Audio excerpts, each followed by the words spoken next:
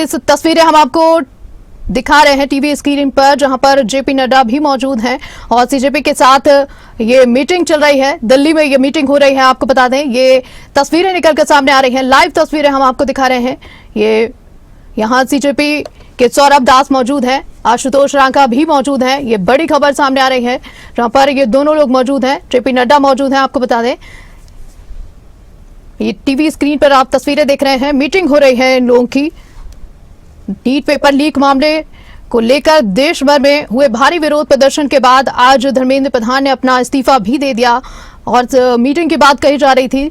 अब मीटिंग हो रही है, सीजेपी और सरकार के बीच ये वार्ता हो रही है। तीसरे दौर की ये वार्ता जारी है। आपको बता दें, सीजेपी और सरकार के बीच की ये वार्ता की तस्वीरें निकलकर सामने आ रही हैं। दिल्ली से ये तस्वीरें हैं, हम आपको दिखा रहे हैं। वहीं दूसरी तरफ इस्तीफे पर राहुल गांधी का भी बयान अभी आपने सुना ही होगा। उसके साथ साथ ये तस्वीरें निकलकर सामने आ रही हैं, जहां पर सीजेपी और सरकार के बीच वार्ता की जा रही है। ये वार्ता काफी अहम मानी जा रही है युवाओं के लिए और देश के सरकार के लिए। तीसरे दौर की ये वार्ता है। हम आपको ये टीवी स्क्रीन पर ये दो तस्वीरें दिखा रहे हैं, जहां पर जेपी नड्डा भी मौजूद है। सीजेपी और सरकार के बीच ये वार्ता चल रही है। तीसरे दौर की ये वार्ता लगातार जारी है। आपको बता दें, ये टीवी स्क्रीन पर आप तस्वीरें देख रहे हैं। दिल्ली से ये तस्वीरें हैं। नीट पेपर लीक मामले पर देश भर में भारी विरोध प्रदर्शन हुआ। उसके बाद जंतर मंतर पर प्रोटेस्ट के बाद आज धर्मेंद्र प्रधान का इस्तीफा भी हो गया है। अब ये मीटिंग भी की जा रही है। सीजेपी और सरकार के बीच ये अहम वार्ता है, जहां पर कई सारी मांगे भी रखी गई थी और यहां पर मांग में कहा गया था कि धर्मेंद्र प्रधान का इस्तीफा चाहिए। नेट पेपर लीक के लिए निष्पक्ष और जवाबदेही कार्रवाई भी होनी चाहिए। परीक्षा प्रणाली में व्यापक सुधार और दोषियों पर सख्त कार्रवाई हो। साथ ही साथ जिन स्टूडेंट्स ने आत्महत्या की उनके परिवार को 1 करोड़ रुपए भी दिए जाएं। ये कई सारी मांगे निकलकर सामने आई थी सीजेपी की तरफ से। अब इनको लेकर बातचीत हो रही है। ये वार्ता आप देख सकते हैं टीवी स्क्रीन पर। ये तस्वीरें हम आपको दिखा रहे हैं। दिल्ली से ये तस्वीरें हैं। अब देखने वाली बात होगी कि इस वार्ता के बाद क्या अहम फैसले निकलकर सामने आते हैं, कौन सी मांगे मानी जाती हैं।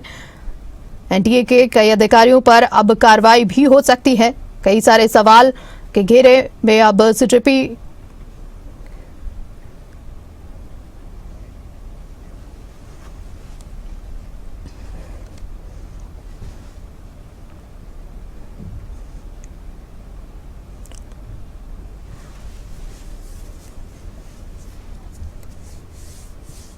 वहीं ज्यादा जानकारी के साथ हमारे साथ जुड़े हुए हैं डॉक्टर नासिर कुरैशी जी। नासिर जी, अगर बात करें जिस तरह से अब इस्तीफा हो गया है और ये मीटिंग चल रही है, इसको लेकर आप क्या कहेंगे? आखिरकार इस मीटिंग के बाद अगला कदम क्या हो सकता है?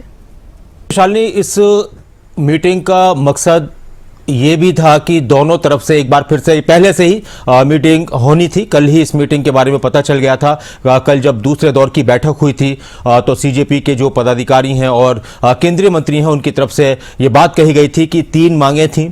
3 मांगों में से 2 मांगें मान ली गई थी। एक तो जिन जिन छात्रों ने आत्महत्या की उनके परिवार वालों को मुआवजा दिया जाए और छात्रों पर किसी भी तरह का कोई केस दर्ज न किया जाए जो प्रदर्शनकारी छात्र हैं। इन मांगों को तुरंत मान लिया गया था सरकार की तरफ से। उसकी जानकारी सरकार की तरफ से भी दी गई। केंद्रीय मंत्री जेपी नड्डा और केंद्रीय मंत्री जितेंद्र सिंह उस बैठक में शामिल थे और सीजेपी की तरफ से, कॉकरोच जनता पार्टी की तरफ से आशुतोष रांका और सौरभ दास, ये दोनों ही मौजूद थे इस बैठक में। तो दोनों ने जंतर मंतर पर जाकर इस बैठक के बारे में बताते हुए कल की बैठक हुई थी। फिर कल ही ये बैठक सुनिश्चित कर ली गई थी कि अगली बैठक होगी और अगली बैठक में इन्होंने कह दिया था कि हमने एक और मांग है और हमने साफ कह दिया है कि हम इस मांग पर पीछे नहीं हटेंगे। और वो मांग थी शिक्षा मंत्री धर्मेंद्र प्रधान के इस्तीफे की।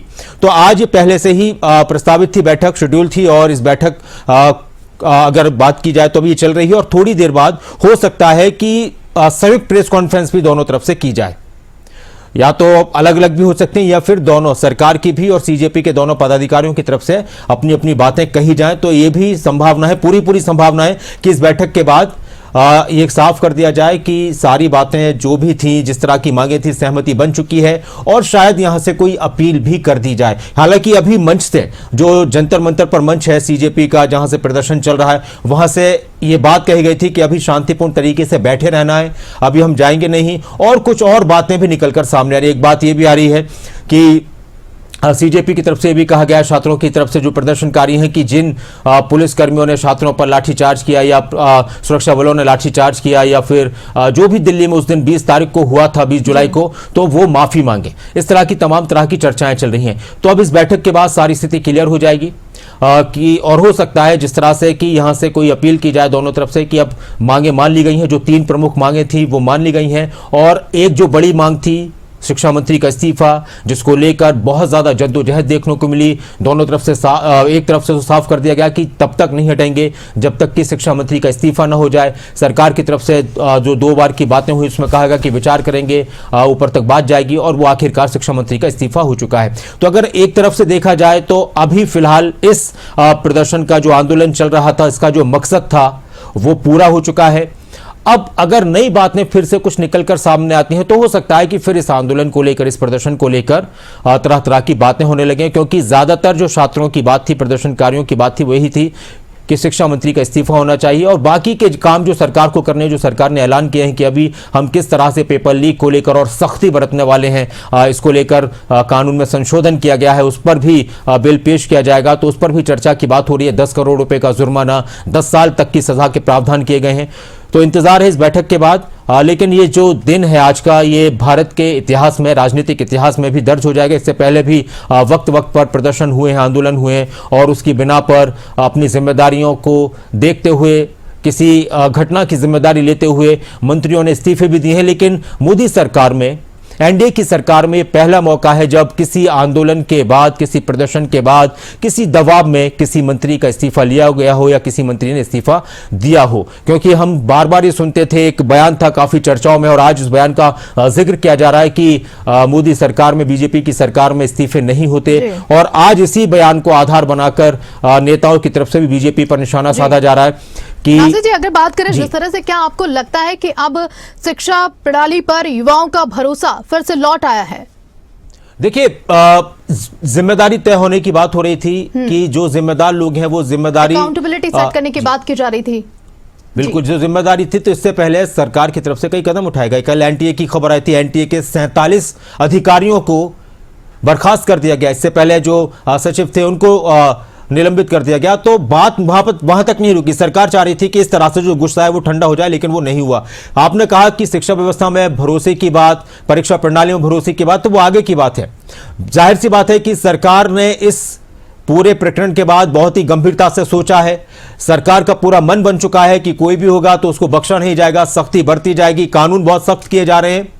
आइंदा वो आने वाला वक्त बताएगा कि किस तरह से उसको अमली जामा पहनाया गया, किस तरह से उसका इंप्लीमेंट किया गया। लेकिन हाँ, सरकार गंभीर है इस मामले पर कि अब दोबारा से कोई ऐसी घटना ना हो जाए जिससे दोबारा से फिर कोई ऐसा माहौल बने। एक बात साफ हो चुकी है कि अब अगर बातें आएंगी, अगर कहीं पर कुछ कमियां होंगी, तो फिर देश का जो युवा है वो सवाल उठाएगा।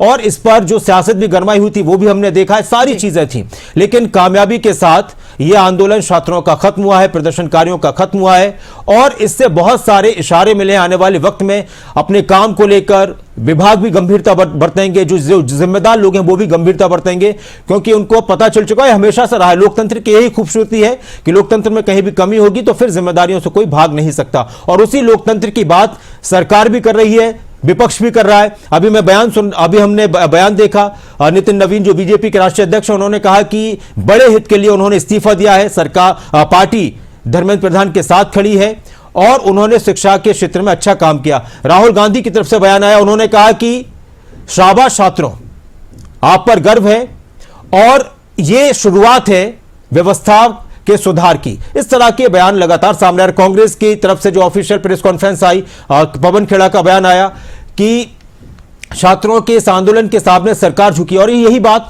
ये प्रदर्शनकारी और सभी छात्र कर रहे हैं कि एक जो उनकी तरफ से नारा लगाया गया कि झुकती है दुनिया, झुकाने वाला चाहिए, ये फिल्मी एक डायलॉग है।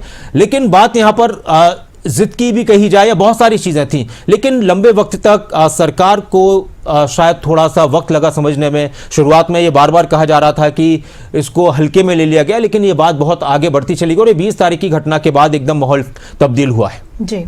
बहुत बहुत शुक्रिया तमाम जानकारी देने के लिए और हमारे साथ जुड़ने के लिए और विस्तार पूर्वक पूरी जानकारी देने के लिए। आप जिस तरह से सीजेपी और सरकार के बीच ये मध्यस्थता की बात हो रही है, कहीं ना कहीं कह सकते हैं, और पीएम नरेंद्र मोदी को इस्तीफा भेजे जाने की भी बात कही है धर्मेंद्र प्रधान ने, और ये तस्वीरें निकलकर सामने आई। इस्तीफे पर राहुल गांधी का भी बयान सामने आया और कई सारे बयान लगातार सामने आ रहे हैं। अखिलेश यादव का भी बयान सामने आया और आप देख सकते हैं कि किस तरह से युवाओं ने अपनी बात रखी और कहीं ना कहीं सरकार को झुकना पड़ा है। पिछले 10 दिनों की घटनाओं ने धर्मेंद्र प्रधान को व्यथित कर दिया था और अब जाकर उन्होंने अपने पद से इस्तीफा दे दिया है। सरकार और सीजेपी के बीच वार्ता की जा रही है। इस वार्ता में क्या निकलकर सामने आएगा, हम आपको थोड़ी देर में बताएंगे।